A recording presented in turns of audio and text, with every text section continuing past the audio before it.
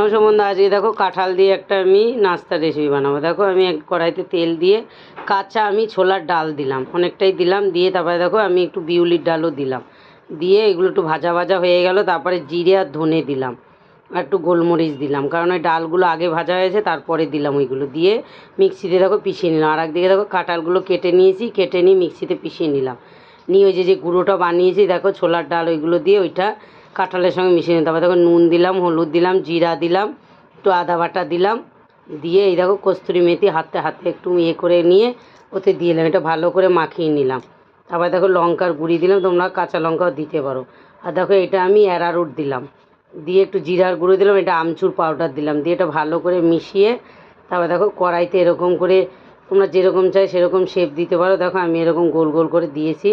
এটা খেতে খুব সুন্দর হয়েছে, একবার দেখবে করে খাবে, দেখবে কাঁঠাল দিয়ে খেতে খুব সুন্দর হয়েছে। সস